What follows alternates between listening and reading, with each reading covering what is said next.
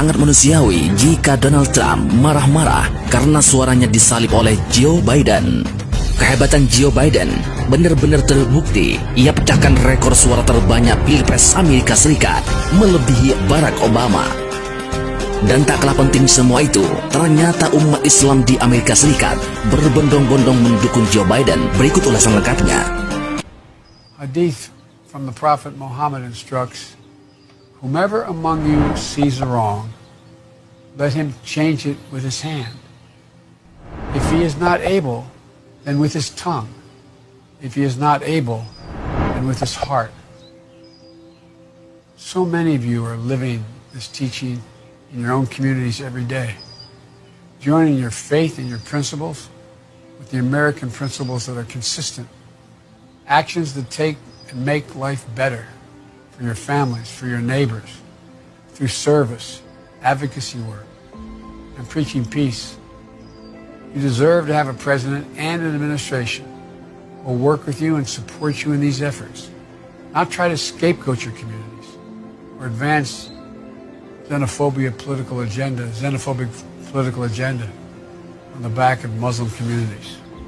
And if I have the honor of being elected President of the United States, together we can work to right the wrongs and see our world and see it better with our hearts, with our hands, with our votes. So again, Mr. Chairman, thank you so much. Thank you so very much. And may peace be upon you.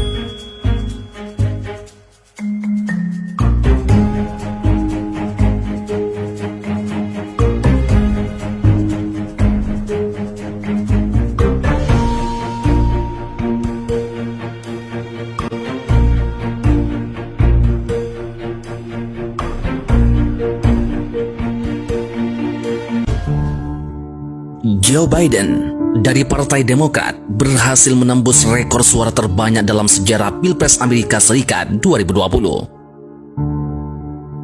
Mengutip perhitungan The Guardian, Joe Biden mengantongi 72 juta suara. Angka ini melebihi rekor sebelumnya yang diraih mantan Presiden AS, Barack Obama.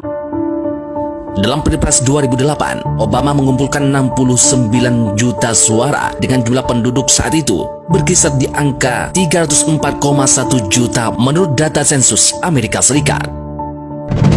Jumlah sensus terbaru di tahun 2009 menunjukkan angka penduduk di AS meningkat menjadi 328,2 juta orang. Sedangkan di sisi Partai Republik, Donald Trump mengumpulkan 68 juta suara sejauh ini. Penghitungan masih terus dilakukan di sejumlah negara bagian, namun jelas-jelas Joe Biden akan memenangkan hal ini.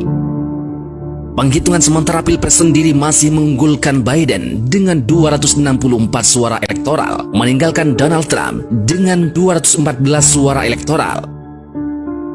pertarungan antara keduanya semakin panas sejak Biden berhasil membuat Arizona, Wisconsin, dan Michigan beralih ke Partai Demokrat.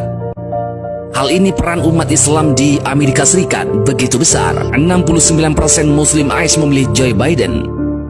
Dewan Hubungan Amerika Islam yang dikenal dengan CHAIR, organisasi hak sipil dan advokasi Muslim terbesar di Amerika, merilis hasil jejak pendapat pemilihan presiden di antara pemilih Muslim 2020. Hasilnya sangat mengejutkan.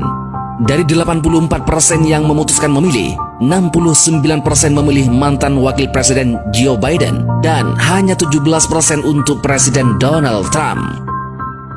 CHAIR, nama organisasinya, ingin berterima kasih kepada lebih dari 1 juta pemilih Muslim Amerika yang memecahkan rekor dalam siklus pemilih ini. Kemampuan komunitas Muslim yang signifikan untuk mempengaruhi hasil berbagai pemilu di seluruh negeri ini, termasuk pemilihan presiden, telah diakui secara nasional oleh kandidat dan media, ujar Direktur Eksekutif Nasional CHAIR, Nihad Awad, dalam rilis di situsnya pada Selasa 3 November. Direktur CHAIR Urusan Pemerintah, Robert S. McShaw, juga mengatakan peran suara Muslim menjadi salah satu suara yang diperhitungkan saat ini di AS. Sekaranglah waktunya untuk meminta pertanggungjawaban politik yang kami pilih untuk memastikan hak sipil dan agama semua orang Amerika ditegakkan dan dilindungi, ujarnya. Kendati demikian, sang petahana Donald Trump menerima 4% lebih banyak dukungan pada 2020 dibandingkan dengan pemilu 2016 yang menerima hanya 13% suara Muslim. Jejak pendapat CHAIR disebut dilakukan kepada lebih dari 844 rumah tangga pemilih Muslim terdaftar dari seluruh negara dan dilakukan dengan menggunakan penyedia survei panggilan otomatis. Survei independen ini hanya menanyakan 2 pertanyaan saja, yakni apakah Anda memberikan suara dalam pemilihan presiden dan calon presiden mana yang Anda pilih. Database CHAIR tentang pemilihan Muslim lalu dikembangkan dengan mencocokkan catatan negara bagian dari pemilihan terdaftar dengan daftar ekstensif dari sekitar 45.000 nama depan dan belakang Muslim tradisional. Dalam menyusun daftar ini, nama-nama umum yang lazim di kalangan Muslim di seluruh kelompok etnis mayoritas Muslim di dunia diidentifikasi dan diverifikasi oleh anggota kelompok etnis yang mumpuni.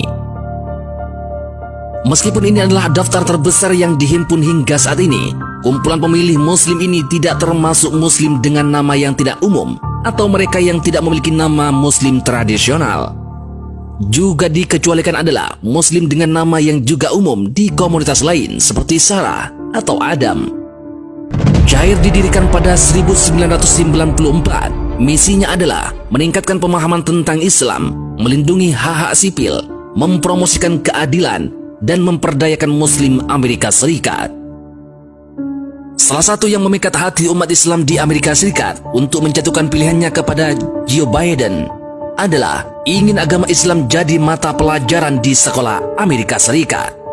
Joe Biden mengatakan, "Saya harap banyak sekolah di Amerika Serikat mengajarkan agama Islam. Saya harap kami bisa berbicara mengenai semua agama dengan pengakuan yang benar."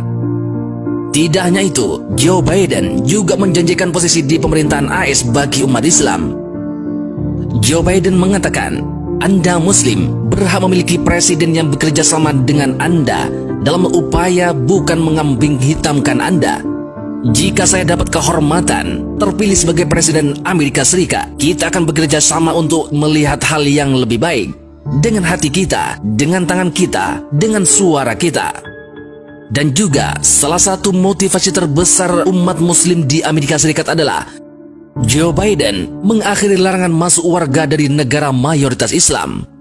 Mengingat saat baru saja berkuasa Presiden Donald Trump melarang warga dari beberapa negara mayoritas Islam masuk ke Amerika Serikat. Kebijakan ini akan diubah Biden saat dirinya memposisikan diri sebagai Presiden Amerika Serikat.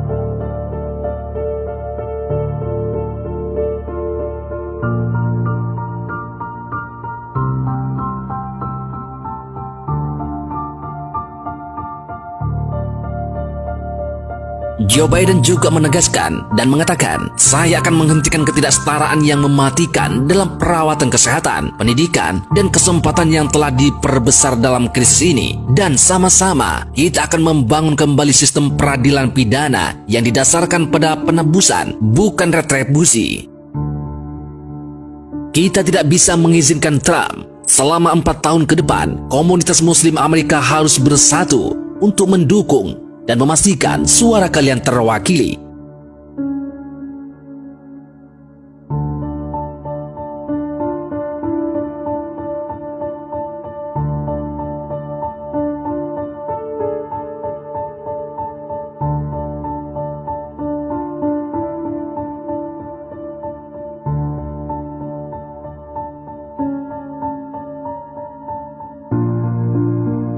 Calon Presiden Amerika Serikat Donald Trump sebelumnya sempat mengatakan bahwa jika selisih perolehan suara dalam Pilpres Amerika Serikat 2020 tipis, ia akan menuding lawannya dari Partai Demokrat melakukan kecurangan pemilu dan berusaha mencuri kemenangan darinya.